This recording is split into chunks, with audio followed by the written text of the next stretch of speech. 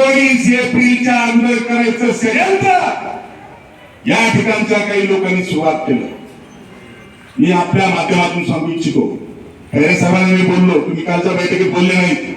ओटात एक पोटात एक माझ्याकडे कधीच नाही. आणि म्हणून माझा चॅलेंज आहे, तुम्ही 19 तारखेच्या आत पुतळ्याचं उद्घाटन करूनच दाखवा.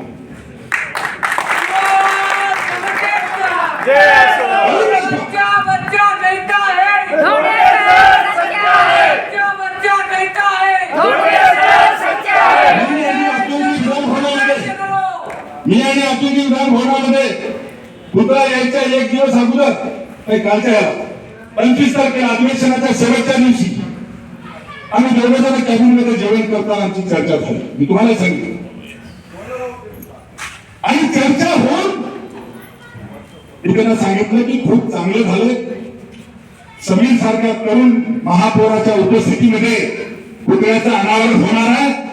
एका चळवळीतल्या सच्चा कार्यकर्त्याला न्याय दिला.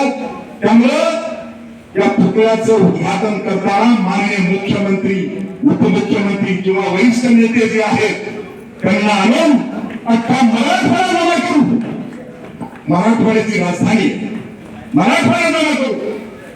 अर्ध्या हरकुंडाला पुरळ होऊ नका, आवश्यक नाही. आणि जे करायचं त्या ठिकाणचं समृद्धी गार्डन डेव्हलप झालं पाहिजे. पुतळ्याचं ग्रॅनाइट बसवणं असेल, सुशोभीकरण असेल, सगळे कामं झाले पाहिजे. बाहेर रोडवर कंपाऊंडला जी कमान आहे तिकडे कमान आहे स्वामी विवेकानंद उद्यान, तसंच अलीकडच्या कमानीला महात्मा बसवेश्वर उद्यान नाव द्या. आणि तिथून मध्ये गेल्याच्या नंतर वैभवशाली पुतळा महात्मा बसवेश्वरांचा जे उद्घाटित करायचा तो महाराष्ट्र राज्याच्या मुख्यमंत्र्यांच्या हस्ते आपण करावा अशी माझी अपेक्षा. अरे मनोज भंडारा सभा संघटनेला क्रेडिट देऊ नका. आम्ही क्रेडिटसाठी काम करत नाही. पण समजा तुम्ही कमी लेखून म्हणजे जर गुन्हे करणार असाल तर संभाजीनगर शहरामध्ये आमची संख्या कमी आहे. मराठवाड्याच्या गावागावामध्ये शिवसंघटनेच्या शाखा आहेत. 1 रुपया सुद्धा आम्ही वगैरे जमा करत नाही. तुम्ही सुद्धा कोणी मुल्ला वगैरे मागायला 1 रुपया द्यायचा नाही. होळी लावायचे स्वतःच्या खात्याला येणारा समाज तो त्यांचे स्वतःचे पैसे खर्च करू नये. उपासी जाईल आणि हजारो आंदोलन केलं उपासी काय मिळत नाही.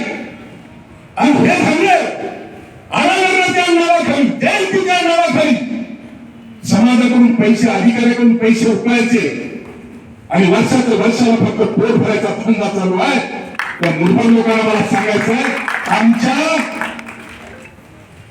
सहन करण्याची सीमा तुम्ही आता बघू नका. आणि म्हणून जो काही कार्यक्रम व्हायचा असेल तो भव्य दिव्य कार्यक्रम होईल. शिवा संघटनेला डावलून कार्यक्रम करायची हिंमत आणि दानत कोणात आहे का दाखवा. आणि जर असेल चॅलेंज, तुम्ही चॅलेंज कोणी येऊ द्या. शिवा संघटनेला डावला, मराठवाड्यामध्ये काय होईल त्याचे परिणाम तुम्ही बघा. स्वराज्य टकलावून बघायला माझ्याकडे. अरे तुम्ही बैठकांना गेले नाही, बदमाश वगैरे कोण गेलो का? काय लोक तुमची काय समाजासाठी काम आहे? काय योगदान दिलं?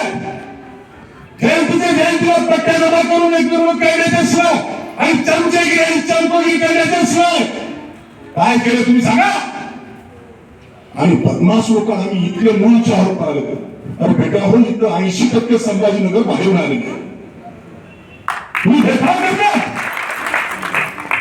आणि आदर्श शिखा मुसलमानाचा, जम्मू काश्मीरच्या मुसलमानाला टोपी आहे तर कन्याकुमारीच्या मुसलमानाला टोपी आहे. आणि आमची तुम्हाला ऐकायचं नसेल तर तुमचा बघा हे बोलला पाहिजे. मला बोलावं लागेल, तुम्ही आले मी आणखी बोलणार आहे. का होणार नाही? आज मी कोण? तुम्ही पट्ट्या जमा करता. समाजाने रुपया सुद्धा द्यायचं आणि मी आव्हान केलंय. पुतळ्याचं अनावरण भव्य दिवस होईल, काळजी करू नका. मुख्यमंत्री महोदयाची टीम, काळजी करू नका. पण 19 एप्रिलच्या अगोदर येणार नाही. बसवराजींनी जबाबदारी घेतली, महापौराचे वजन कमी झालं. काय आज आहे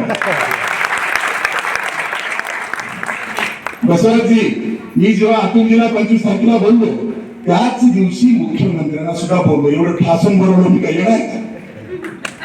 आणि मुख्यमंत्र्यांचं पण बोलणं झालं, एकनाथ शिंदे साहेबांचं पण माझं बोलणं झालंय. उलट आम्ही असा प्लॅन करतो आहोत, सीमा संघटनेमुळे महाराष्ट्रातल्या प्रत्येक जयंतीला 2 लोकांना पुरस्कार शासनाच्या वतीने दिला जातो. त्याचं खातं अतुलजी सावे यांच्याकडे आहे. सीमा संघटनेमुळे महात्मा बसवेश्वर सामाजिक समता सीमा पुरस्कार हा महाराष्ट्र सरकारचा पुरस्कार मागच्या 10 वर्षाच्या पुरस्काराचं वितरण बाकी आहे. आणि पुतळ्याचं अनावरण आणि सरकारी पुरस्काराचं वितरण या दोन्ही कार्यक्रमाचं एकत्रित नियोजन करून संभाजीनगरला भव्य दिव्य कार्यक्रम घेता येईल का, या बाबतीमध्ये मी माननीय मुख्यमंत्र्यांना सुद्धा बोललो, अतुलजी सावेंना सुद्धा बोललो. त्यामुळं वैभवशाली कार्यक्रम झाला पाहिजे. आणि तो कार्यक्रम आता आयुक्त राहिले